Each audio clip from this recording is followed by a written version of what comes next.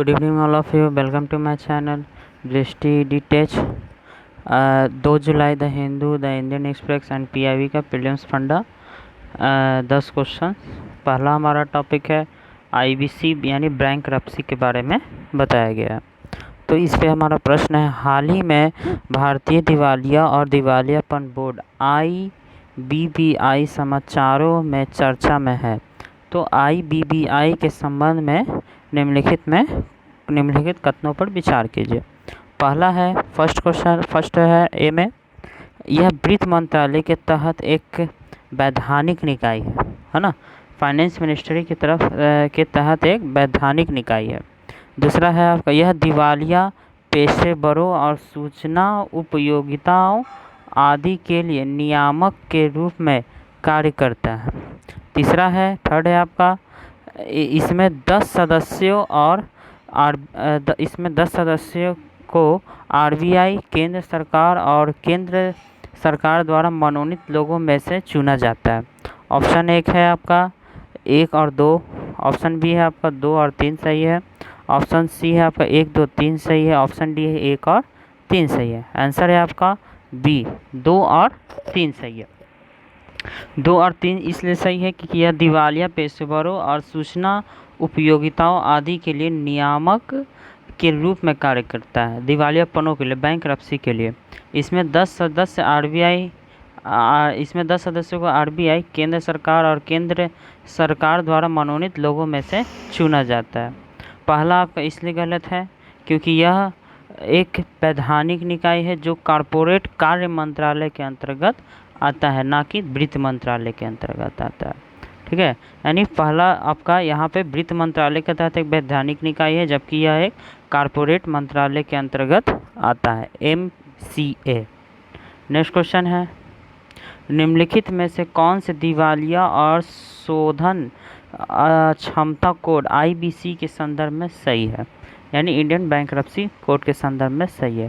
इस कोड की धारा 7 किसी कंपनी के खिलाफ दिवालिया प्रक्रिया की शुरुआत से जुड़ी है, जिसमें संबंधित व्यक्ति और कंपनी को परिभाषित किया गया है। दूसरा नंबर है, धारा 12 दिवालिया प्रक्रिया को पूरी किए जाने की समय सीमा को तय करती है। इसके अनुसार पूरी प्रक्रिया 90 दिनों के भीतर पूर्ण करना अनिवार्य है। तीसरा है आपका थर्ड, धारा 29 के प्रावधानों के अनुसार कोई बाहरी व्यक्ति थर्ड पार्टी की कंपनी को खरीद सकता है। इसमें से कौन सा सही है, केवल 1 और 2, केवल 2 और 3, 2 और 3, या डी ऑप्शन केवल 3। आंसर है आपका ऑप्शन नंबर डी, केवल और केवल 3। ऑप्शन नंबर 1 इसलिए गलत है क्योंकि यह धारा 1 में दिवालियापन जो आता है आपका, धारा 1 दिवालियापन प्रक्रिया की शुरुआत से जुड़ी है, ना कि धारा 7। यहाँ पे आपका दिया हुआ है धारा 7 यहाँ, लेकिन होगा क्या, धारा 3। ठीक है ना, जुड़ी हुई है, परंतु संबंधित व्यक्ति कंपनी की धारा 29 में परिभाषित किया गया। ठीक ना, ये धारा 29 में परिभाषित किया गया। देखिए ऑप्शन नंबर 3। ठीक है, धारा 1 में इसको क्या किया है, प्रक्रिया को, धारा 1 में प्रक्रिया की शुरुआत की गई है, लेकिन धारा 29 में इसको क्या किया गया है, परिभाषित किया गया है, जैसा ऑप्शन नंबर 3 में बताया जा रहा है। ऑप्शन नंबर 2 इसलिए गलत है क्योंकि ये तो एक धारा ऑलरेडी 12 यहाँ पे दिया वो, और दूसरी बात कि इसका आपका 90 दिनों में नहीं बल्कि 180 दिनों के भीतर, है ना, इसका 180 दिनों के भीतर इसे पूर्ण करना अनिवार्य है। नेक्स्ट क्वेश्चन है, राष्ट्रीय कंपनी कानून न्यायाधिकरण एनसीएलटी के संदर्भ में दिए गए कथनों पर विचार कीजिए। फर्स्ट ऑप्शन है, एनसीएलटी का गठन सोसाइटी पंजीकरण अधिनियम 1860 के तहत किया गया है। एनसीएलटी कंपनी के दिवालिया होने से संबंधित कानून पर शिवरामन समिति की सिफारिश के आधार पर 2016 से काम कर रहा है।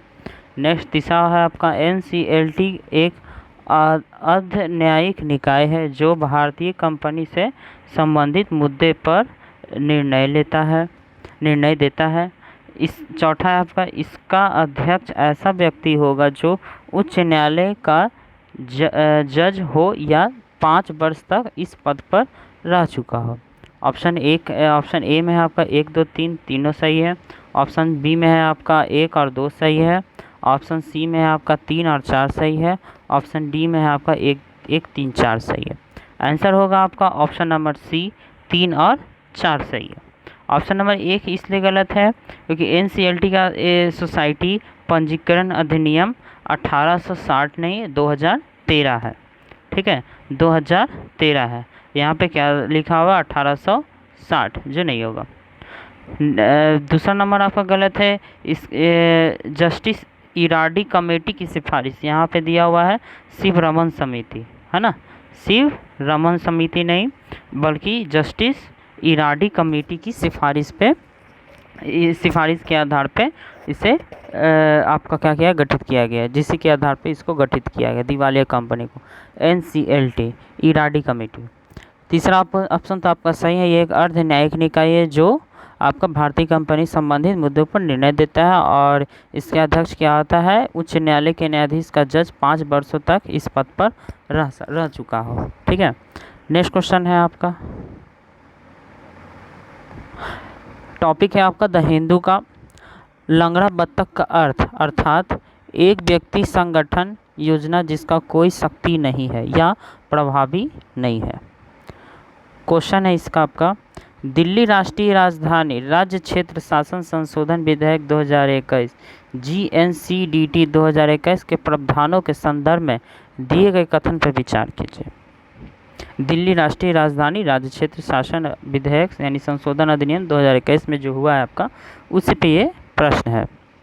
फर्स्ट ऑप्शन है आपका, विधानसभा द्वारा बनाए जाने वाले किसी भी कानून के संदर्भ में सरकार का अर्थ उपराज्यपाल एलजी लेफ्टिनेंट गवर्नर से होगा। दूसरा सेकंड ऑप्शन है आपका, यह विधेयक सुनिश्चित करता है कि मंत्रिपरिषद अथवा दिल्ली मंत्रिमंडल द्वारा लिए गए किसी भी निर्णय को लागू करने से पूर्व उपराज्यपाल को अपनी राय देने हेतु उपयुक्त अवसर प्रदान किया जाएगा। तीसरा ऑप्शन है, संशोधन के मुताबिक दिल्ली विधानसभा राजधानी के दैनिक प्रशासन के मामलों पर विचार करने अथवा प्रशासनिक निर्णय के संबंध में स्वयं को सक्षम करने के लिए नियम बना सकती है। इनमें से कौन सा सही है? केवल 1 और 2 सही है, केवल 1 सही है। सी में है आपका 2 और 3 सही है। डी में है आपका उपयुक्त सभी। आंसर है आपका 1 और 2 सही है। ऑप्शन नंबर 3 इसलिए गलत है, 1 और 2 इसलिए सही क्योंकि दिल्ली का विधानसभा द्वारा जितने भी जो कानून बनाए गए हैं इसका मतलब एलजी से होता है, यानी कि लेफ्टिनेंट गवर्नर से होगा 2021 का संशोधन विधेयक के अनुसार। और कोई भी मंत्रिपरिषद कुछ भी कानून बनाएंगे तो उपराज्यपाल को अपनी राय देने पर उपयुक्त अवसर प्रदान किया जाएगा। तीसरा आपका गलत है कि संशोधन के मुताबिक दिल्ली विधानसभा राजधानी के दैनिक प्रशासन के मामलों पर विचार करने अथवा प्रशासन निर्णय के संबंध में स्वयं को सक्षम करने के लिए कोई नियम नहीं बना सकती। यानी कि अब दिल्ली सरकार स्वयं को सक्षम करने के कोई नियम नहीं बना सकती। अब उनको कोई भी नियम बनाना होगा तो बिना उपराज्यपाल के सहमति से वो नहीं बना सकते।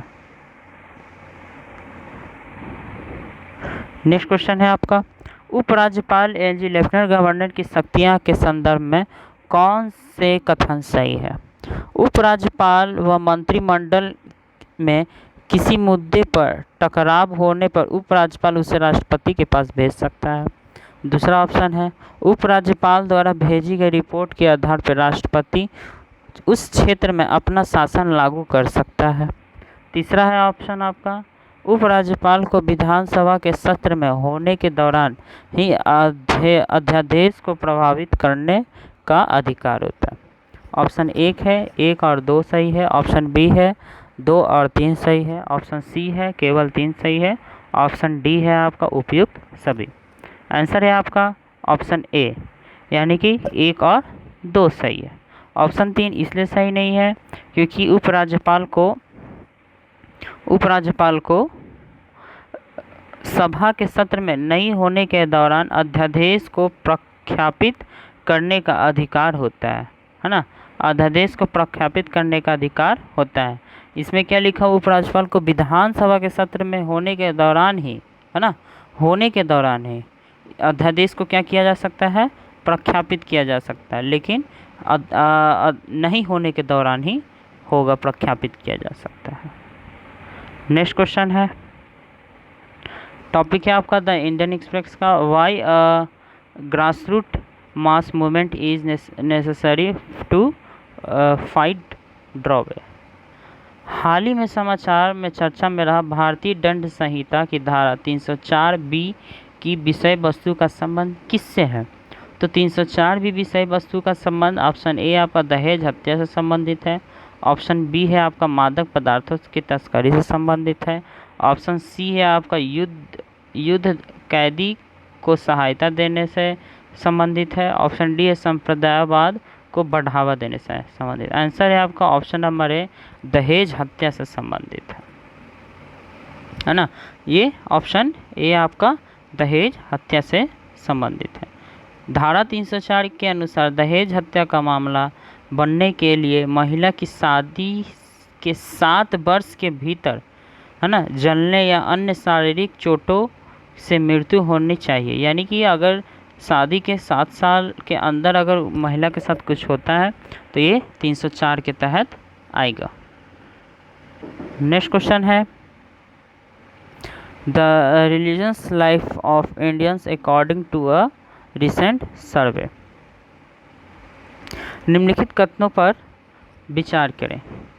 धर्मनिरपेक्षता शब्द को भारतीय संविधान की उद्देशिका में 44वें संविधान संशोधन 1978 के तहत शामिल किया गया है।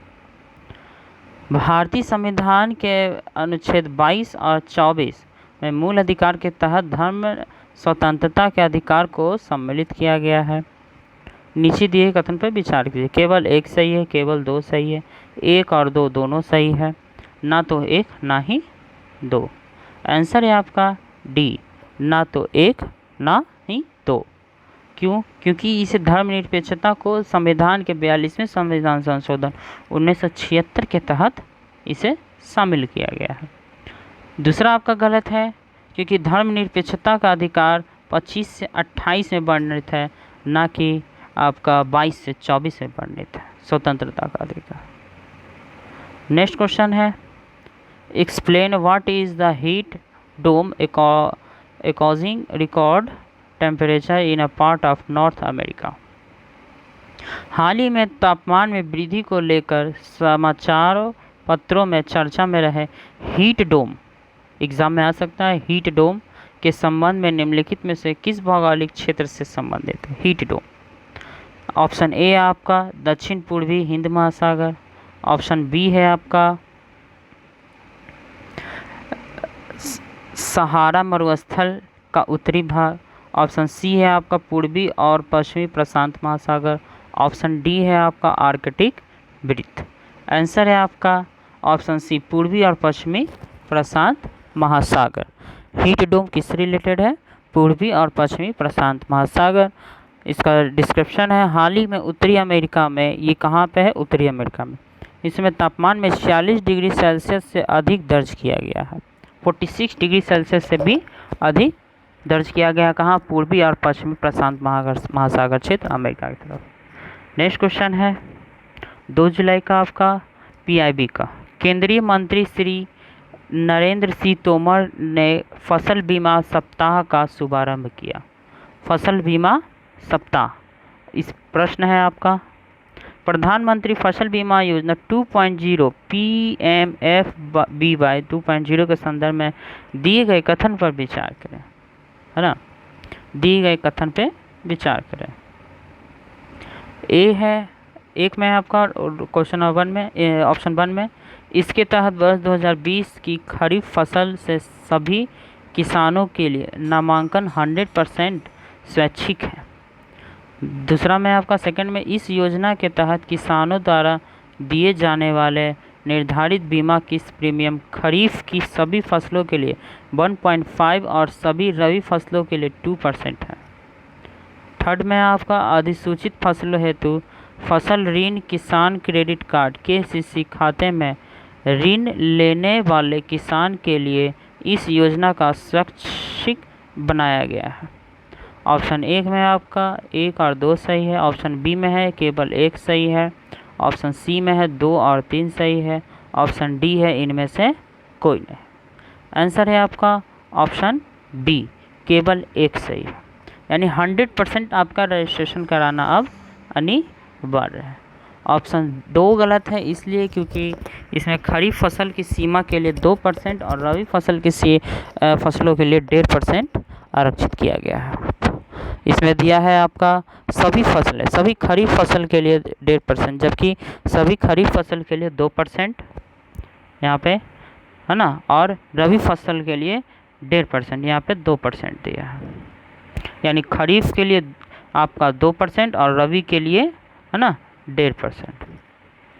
ऑप्शन सी आपका गलत है, क्योंकि इसके अधिसूचित फसलों हेतु फसल ऋण किसान क्रेडिट कार्ड खाते में ऋण लेने वाले किसान के लिए इस योजना का अनिवार्य बनाया है, जबकि अन्य किसान स्वेच्छा से इस योजना से जुड़ सकते हैं।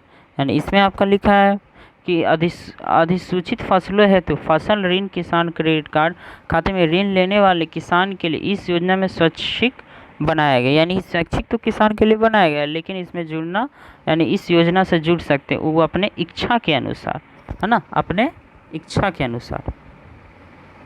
नेक्स्ट क्वेश्चन है आपका क्वेश्चन नंबर 10, उत्पादन लिंक प्रोत्साहन योजना PLI स्कीम के संबंध में दिए गए कथन पर विचार करें। PLI एक उन्मुख योजना है जिसमें निर्माता उत्पादक यदि किसी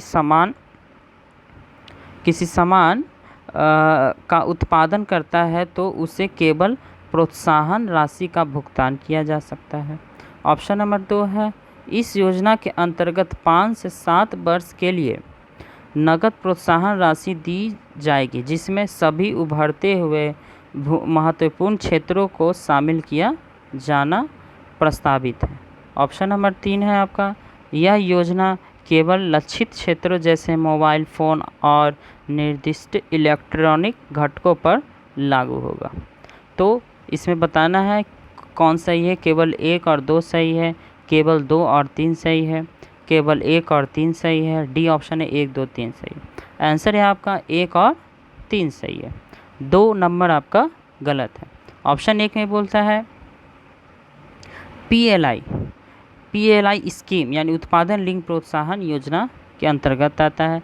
यह आगत उन्मुख योजना है, यानी आगत उन्मुख योजना आउटपुट ऑडिटेड योजना है, जिसमें निर्माता उत्पादक यदि किसी सामान का उत्पादन करना चाहता है तो उसे केवल प्रोत्साहन राशि का ही भुगतान किया जाएगा, है ना, सिर्फ प्रोत्साहन राशि का ही भुगतान किया जाएगा। नेक्स्ट है आपका तीसरा, यह योजना केवल लक्षित क्षेत्र जैसे मोबाइल फ़ोन और निर्दिष्ट इलेक्ट्रिक घटकों पर ही लागू होता है, अन्य चीज़ों पर लागू नहीं होता है। दूसरा नंबर आपका गलत है, क्योंकि इस योजना के अंतर्गत 5 से 7 साल के लिए नगद प्रोत्साहन राशि दी जाने में सभी उभरते महत्वपूर्ण क्षेत्रों को शामिल किया जाना, सभी नहीं, सिर्फ इलेक्ट्रॉनिक और मोबाइल लक्षित फ़ोन। तो आपका ऑप्शन नंबर 2 क्या है, गलत है ना। तो फ्रेंड्स, प्रीलिम्स फंडा का 10 क्वेश्चन ये कंप्लीट हुआ। वीडियो अगर अच्छा लगे तो लाइक एंड सब्सक्राइब ज़रूर करें। Thank you.